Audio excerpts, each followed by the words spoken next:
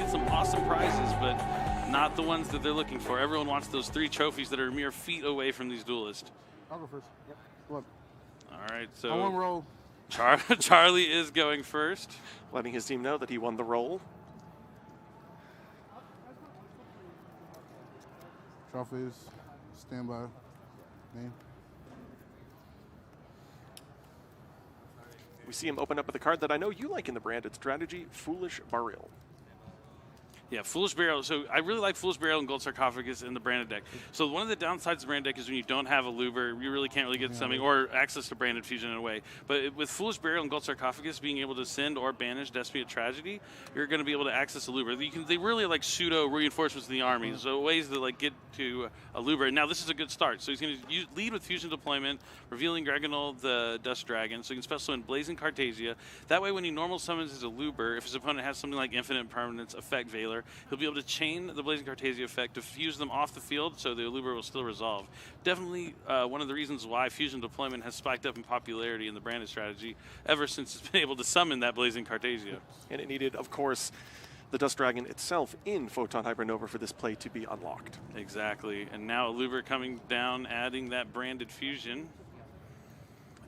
Really, the interesting thing with this current game state here is, if Adrian has Ash Blossom, which of course he does now have a copy of Ash Blossom, we're still going to be able for Charley to continue his Fusion Blaze. Yeah, no, sorry, I got confused. We thought Charley was playing Muhammad. Charley is playing Adrian. Adrian is actually on a live twin Spright strategy, one we haven't seen this weekend. So this is even more exciting than the Kastira matchup. It's definitely more exciting for Charley because I think you'd much rather play against a live twin Spright deck as opposed to the branded strategy.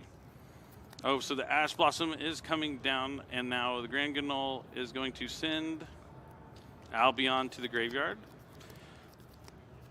So that opening, though, of Blazing Cartasia and Alibur, obviously, as you mentioned, plays around Infinite Impermanence. It gives you a lot of resistance against Ash Blossom, right? That's always been a weakness of the branded strategy is what do you do when your opponent opens Ash Blossom, as Adrian was able to do here.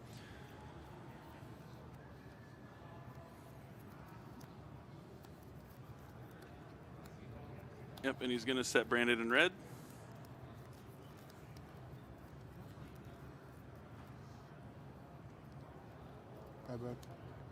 And then at the end phase, since the Albion was sent to the graveyard, Blazing Cartasia can add itself back to the hand. 4. Now Adrian draws the 5 cards. Looks like it's a copy of Pot of Desires. Definitely one of my favorites from the Pot collection. Yeah, it looks really, it's sitting here right in front of me, and it looks fantastic. And Charley has an Ash Blossom of his own. Yeah, you pretty much have to Ash Blossom Pot of Desires. You can't give your opponent 2 free cards. It just can be so impactful, especially in today's day and age. That's an interesting card you don't typically see in Spright strategies. You know, we've been seeing Pot of Desires in decks like, for example, Sword Soul. It's interesting to see it here in this strategy. Yeah, it really is, because they do have like a lot of those one-of spells that they usually use, like Spright Smashers. You can use Gamma Burst if you want some extra damage. I like Gamma Burst because really, if you just get 5 Spright monsters in the field, you can just win the game outright. Each one of those counts as 1,400 points of extra damage, or 1,200. It's one of those 2 numbers, but definitely will boost up all your small monsters to be enormous. And with the live twins, you have even more of them. Yep, very true. So Spright Starter is going to lead the way here for Adrian, and he's going to grab Spright Blue. You take 11.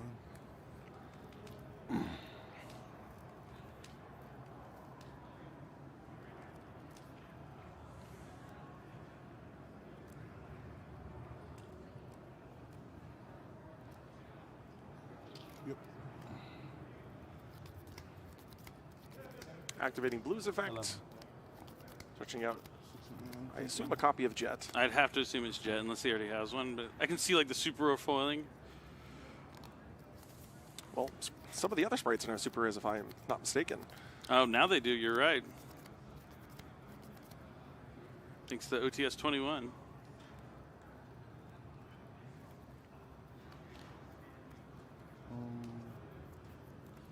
Sharp. He is holding the Nibiru. That could help him. Unless Adrian finds a way to go into Gigantic before 5 summons. So now Charley's going to use Brandon Red. He's going to try and go for a Guardian Chimera here to get the level 2 off the field. Oh, nope, just going to do 2. Maybe it's going to go for Masquerade to start making Charley pay, or Adrian pay for his effects.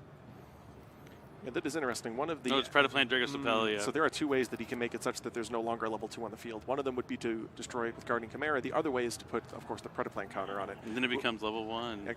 Absolutely. So Charley here definitely valuing Forehand. making sure that one of the potential ways that Adrian gets into the game here is having that level 2 on the field and then following it up with Jet.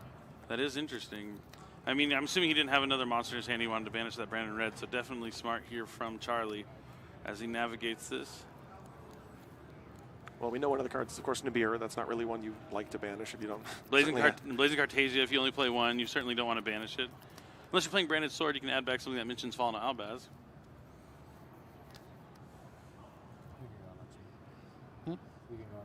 Charley.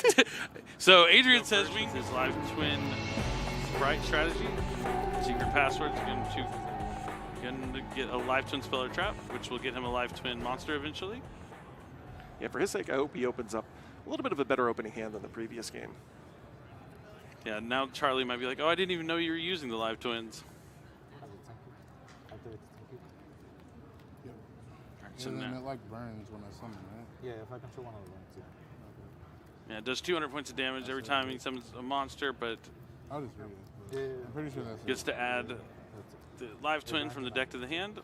I think Adrian referred to it as a tanky effect, referring back to the Fire Fist cards. I mean, essentially is, but instead of adding a specific type, it has a live twin. But With an additional burn effect, of course. Deck.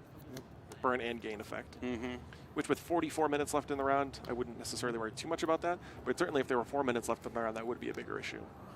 all right, so Leela grabs Kiss-a-Kill. And put that from main deck opponents by card effect while you truly. Okay. Yep. Fake. Card in. Yep.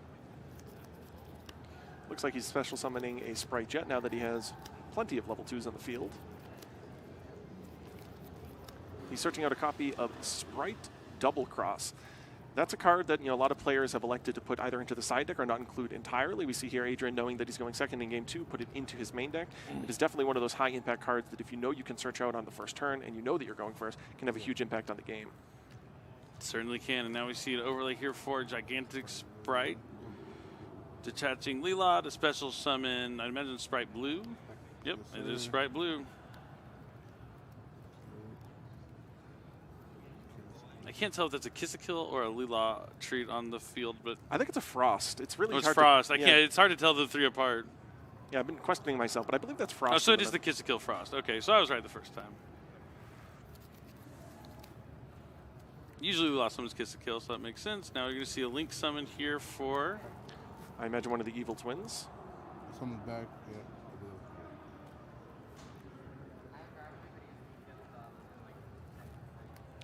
Looks like he's going into Kiss-a-Kill. To pop or draw? Okay. So here with sort of the combo that Adrian's going for here, he's going to be able to draw an additional card on his turn, and then it sets up additional interactions on Charley's turn, and he'll be able to basically tag these out or switch them out in order to destroy cards as well. Can you... He can't summon a Link 4 here, can he? No, what you do is actually go into Oh, he's going into another... copy. Oh, he's going to another Leela to summon back the Kiss-a-Kill during the turn to draw a card. Well, he already did the draw card here. I but mean, yeah, this- during the opponent's turn. On the opponent's turn, yes, absolutely. So it's actually interesting. It seems kind of counterintuitive to link off into essentially another copy. But what it does is it opens the field up to actually be able to perform that same iteration on the turn that follows, which is in and of itself an interruption on Charley's So turn. basically Yeah, just summons the one I'm back surprised from he's base and then he's pop. valuing the draw as opposed to the destruction during the opponent's turn. Trigger one of their special summon. So that one will revive the pink one to draw one. Yeah, so he's going to be able to revive Leela to draw a card instead of getting the pop if he did the other way around. But I'm assuming he knows what he's doing. This is what he chooses to do. He'd rather have another card in the hand, and he summons that Spright carrot to the field as well. Yeah, because it's quick. Yeah, during the main phase. What's kill skill? Is that the other guy? Yeah. That's the pink one. Okay, yeah, that's fine. I'm gonna look at that. But yeah, you're fine to continue. This is a good thing just for those of you at home who may play against a strategy that you're not super familiar with. Sometimes if you want to just read some cards in the graveyard, it's not a bad idea to tell your opponent, keep making some plays. That way I don't have to stop you with every single individual play. It can kind of just keep the pace of the game going. As honestly, if you don't necessarily have a card that you plan on activating yourself or an effect that you plan on activating yourself, and you're just trying to amass that information. Certainly, and while that Kiss-a-Kill's in the graveyard, if Charley does add a card from his deck to his hand, that means Adrian will be able to draw another card as well. And going to go and use Spright Starter here to summon Carrot or red, sorry. So he has carrot and red on the field. Looks like a super rare as well. There it is from OTS 21. You did mention how there are other super sprites. So random set. Wait, 3 cards in hand. Cool. Oh, that's double cross. All right, this way. So it looks like we have double cross, which we know Draw phase. Adrian searched out.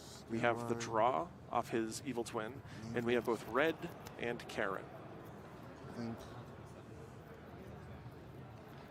Does he have dark hole, some sort of board wipe, evenly matched? Raigeki. He'd be able to force out the carrot at least, but he's going to start with Gold Sark, it looks like. That's another one of the cards that you commented on earlier today as a fantastic inclusion in the Despia strategy. Yeah, it's not one we've seen a lot over here too much, but it's definitely a solid card to have, and I love including it in my deck.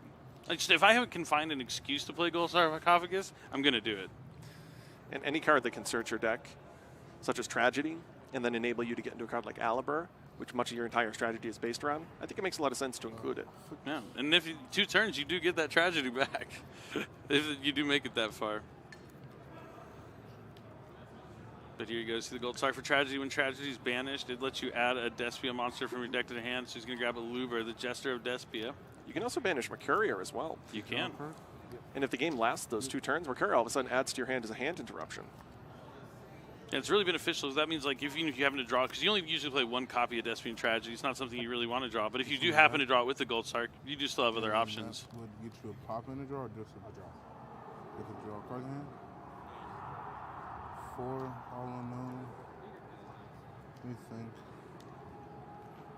We see at the table scores, you want to look over on the right, Muhammad did win game number 1 against John. So that kind of evens out the series between these 2 teams. It would make sense for table A, Ryan playing the Labyrinth strategy, to take a little bit longer.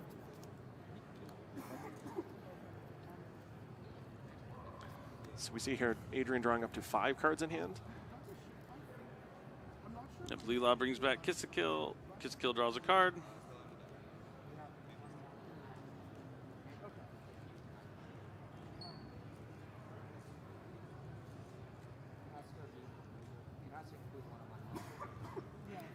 All right, another fusion deployment we saw in game 1, now coming down. Now there's 2 options with fusion deployment. You can get the Blazing Cartasia, or you can reveal any one of your mini Fallen to Albaz fusions and grab Fallen to Albaz.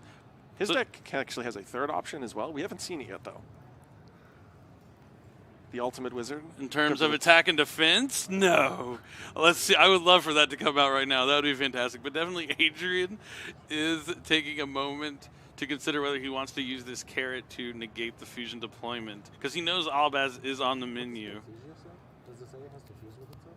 No, it does not. Like, see Charlie let him know that it does not say that. Let him know. Kind. Saves time.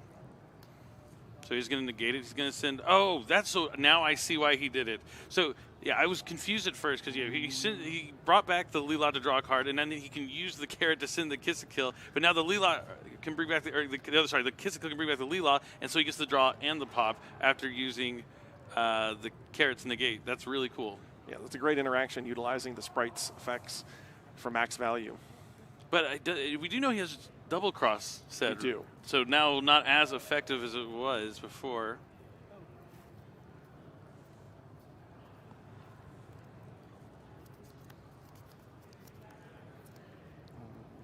And this looks like branded opening coming down for Charlie, and he's going to see. This is one downside of running Gold Sark and Fool's Burial is sometimes you draw them alongside, more copies of the same, so you end up just using the Gold Sark to try and bait out the carrot. But he's going to discard that Aluber that he added to special summon the Aluber from his branding opening, so he doesn't have to give up his normal summon. He gets to put the branding opening in the graveyard, which actually is pretty important in this matchup. The destruction effect or the destruction protection effect from branded opening will certainly come up if he tries to use Leela's effect to destroy. So now it looks like Charlie used the effect of a Luber, and now Adrian is trying to negate it with Spright red. Sending Gigantic Spright to the graveyard, which is an interesting one. You were commenting on Spright double cross earlier. Keeping Gigantic on the field for this turn potentially was designed to combo well with the Spright double cross. What card are they summoning? That's fine. So it is negated and destroyed since he sent an Xyz monster.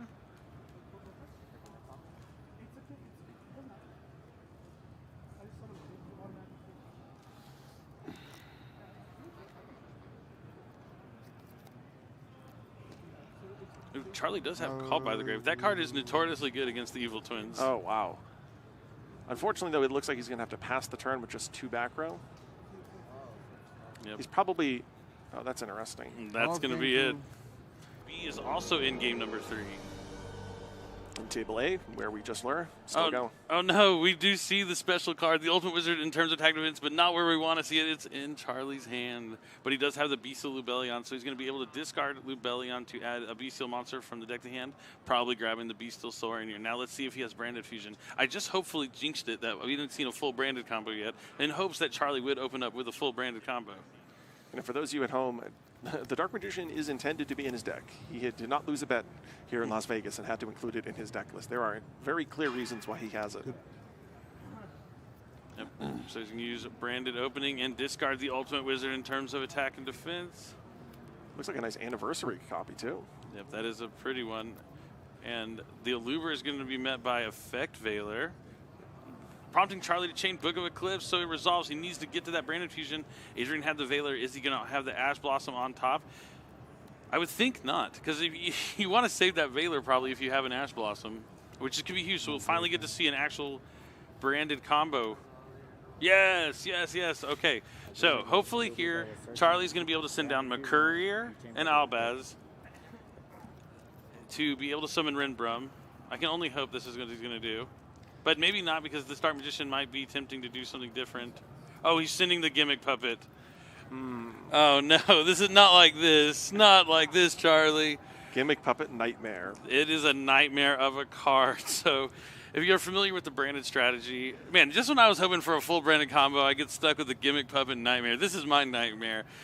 Branded Expulsion is a cool branded trap card that lets you summon 2 monsters, one to your opponent's side of the field and one to your own side of the field from your graveyard or banished.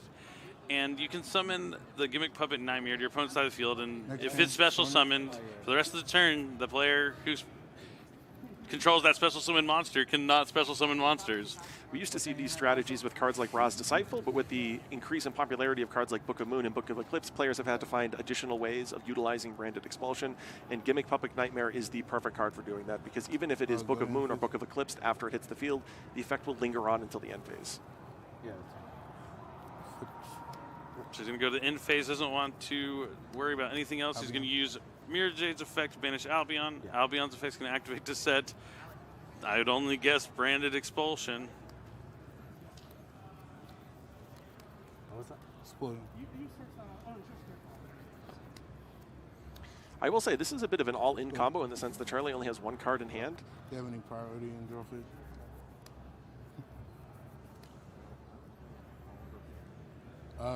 Maybe. You have a priority effect? Yep. And Charley knows exactly what he wants to do, asking Adrian if he has any priority effects in draw phase, not even allowing Adrian to get into his standby phase or main phase.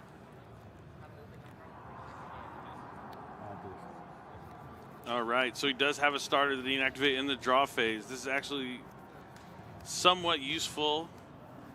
So he could grab Jet to grab Smashers. But he's going to activate Expulsion, special summoning the Despia Aliber from his banished pile, and then, of course, the Gimmick Puppet. Yep, so Expulsion is going to trade out that Mirror Jade for 2 monsters. And now the starter is unable to resolve because of the Gimmick Puppet. Oh, because it's not an effect. It's not a trigger effect. It just already happens on the field. It's a little different than you'd imagine, but definitely stops the starter. And now the Alluber is going to add Branded Loss to Charley's hand, because he already has Retribution in the graveyard to add back Branded Fusion. Against a strategy like Spright that's so reliant on utilizing their main phase, this probably all-in combo was going to be a sufficient pathway for Charley here, because some strategies can actually reasonably play on the opponent's turn. This particular Spright strategy with the live twins, unable to special summon for the entirety of their first main phase, definitely not going to be that type of strategy. So here we see Secret Password come down. He's going to now search out Sunny Snitch. Yeah, it's an all-in kind of play, right? If you have something like, it's a tough card to stop, honestly. Maybe Ghost Bell is just what you need. Maybe. I don't know off the top of my head. Maybe Gimmick puppet is a dark monster. Expulsion can summon So from the what? Vanish Zone. Oh, yes, Yeah, okay. so it's rough. Okay. Now it looks like I thought you said that wasn't a knowledge. It's no knowledge. No, it's because Mike also dropped the Redemptor on shuffle. And Oh, he you didn't see it during he the game. activated it. Yeah. Okay. Can I read the one you had? Yeah. Okay. Thank you. yeah, all the twins kind of do the same kind of thing when they're summoned. They'll summon the opposite twin from the deck. Okay. So you can link them into an evil twin. Forehand. Looks like he has both copies in his hand. Yep. Unable to special summon, passing. Looks like he has a copy of Change of Heart in his hand, so if Charlie's unable to win the game on this upcoming turn, Sure I can do this. it's Yeah. possible that Change of Heart could be a game-breaking card on the turn that follows, once that Gimmick Puppet, or rather the Gimmick Nightmares effect is no longer active. That's very true. Now it looks like in phase, Charlie's going to banish the Retribution to add Branded Fusion back to the hand. Draws for the Selfish. turn. Standby. We didn't see Ash Blossom the first Thank you. turn. Unless Adrian drew an Ash Blossom on the second turn, this Branded Fusion is going to resolve. So maybe you'll actually get what you wanted, that full Branded combo. It's too late, Joe. But Charlie It's too actually late, Joe. values utilizing Gimmick Puppet first to ensure that there's just no possible way that Adrian can come back. And then on the second turn, he'll do that full Branded combo that Nope. you were really hoping to see. No, do not patronize me. That is not what I'm looking for. But sure, I'll take it here. Let's see what Charlie has and how he's going to be able to navigate this turn. I mean, what's better than a Branded combo that actually allows you to have a battle phase because you lock your opponent out at their first turn? Sending over. Keep spinning it. Keep spinning it however you want to spin it, Joe. But here we go. Charlie added, I don't know, he sent Branded opening, put the Albion on the bottom, draws that fresh card. I'm good. Branded lost coming down, did it add that Aluber? Looks like he drew a copy of Crossout Designated. We hadn't really seen that card in the feature match area much this weekend, but we see it in multiple decks here in the top four. Ash Blossom and Joyous Ring and Nibiru are a heck of a card, so sometimes you need that crossed-out Designator. That's a card that hasn't, you said doesn't see much play, but definitely has the potential to be incredible. But yeah, Branded Fusion. Can you send down a McCurrier, please? Can you Branded Fusion for Rinbrum, Charlie? I'm asking you, please. No one has done it yet, and I want to see Rinbrum, the Striking Dragon, come down. He has a Bestial in his hand. Oh, but no, he has the Lubellion in his graveyard, so he's probably going to go for Albion.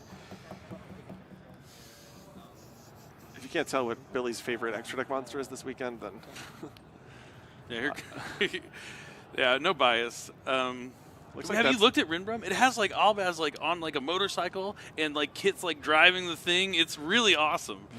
So Branded Loss is going to be Chainlink 1, Tragedy 2, Lubellion 3. He has to discard for a cost for Lubellion. looks like he's discarding Crossout Designator. Still useful. I'd say I am somewhat surprised by discarding Crossout Designator. Just in the sense that it looks like you're going to win, and unless that other card in your hand is a card that needs to be used this turn, I would have liked the insurance policy of having a Crossout Designator. True. So he adds Ad Libitum off of the Tragedy. He adds McCurrier off the Branded Lost. Ooh. And now this is why he used the Lubellion, so he can fuse his Dark Magician. Into none other than Red Eyes Dark Dragoon. You thought you'd seen the last of him, but here he is back in the Branded strategies. Charlie showing why he's using that Dark Magician. Even though he opened up with it, was able to go in Lubellion and make this later on. This is really, really cool. I'm going to assume that this is the case, but since he used an actual Dark Magician, he may actually get one of its original effects. I don't know if that applies through the summon of a Lubellion, but some of the times when you used Dragoon in this particular strategy, you often use something like the Dark Hex, which replaced the Dark Magician entirely, so you never had a normal monster to use in the first place. The fact that he actually used a normal monster to summon the Dragoon is quite interesting. It certainly is. And now the Fusion deployment is summoning Blazing Cartasia to the field. So that was the card that he elected to hold in his hand over the Crossout Designator. Makes sense. You had Crossout and Eclipse, so I don't think it mattered.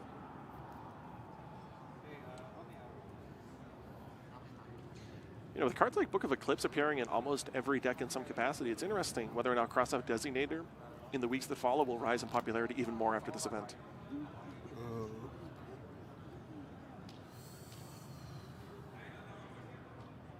Thinking. Fix.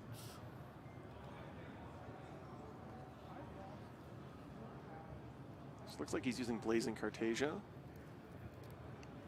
Going for 3. Going to make Despian. I'm not going to try to say the second part, but this card takes 3 monsters. It's really cool. It lets you target basically an extra deck monster in your opponent's graveyard. And spell summon it to your side of the field or banish it. And then if it destroys a monster by battle, I think it can do the attack damage, like a Flame Wingman effect, does the attack damage to your opponent's life points.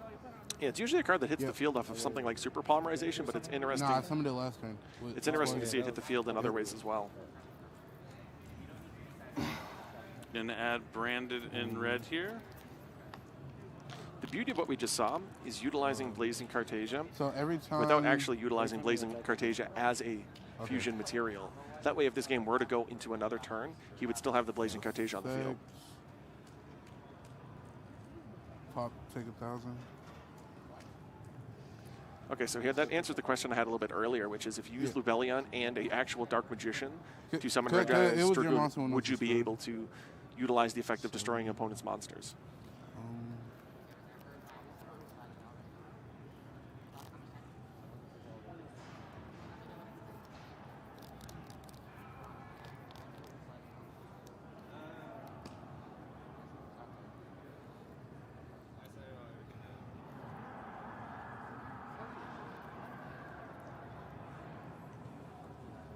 It looks like Mohammed won on table B, and it looks like on table A we're going into a game 3. Wow, so it's going to come down to this game and Ryan and Santiago's game. This game, I think, is coming to the close relatively quickly. It's looking that way for sure. Especially with Brandon Red getting Ad Libitum. He's going to banish Ad Libitum and McCurrier to make Masquerade. Oh no, he's going for Guardian Chimera if he does a monster on the field. So it'd be 2 from hand, 1 on the field, so that's going to be to destroy 1 and draw 2. Brandon Red means it won't be able to attack directly, but Guardian Chimera can still attack monsters. So it'll be really important for him to sequence his attacks. I mean, he definitely has enough for game right now, so I don't know why Adrian hasn't conceded, unless he's just trying to, maybe he has something we don't know about. Pop those 2, draw 1. Wait. No, he only summoned, he used 1 on the field. Well, no, wait. No, I need 1 on board. Pop. Oh no, why destroy the monster? Draw 2. Okay. Yeah. Yep. You want to attack over the monster, but it probably doesn't matter too much. Well, that is one of the things that could potentially give Adrian a chance at. I don't think Charlie's done quite just yet. How much is this? 3, 6. What do you got? You got 7K, 3, 6. Battle phase? Oh, no, not saying. Yeah, I popped your gimmick card.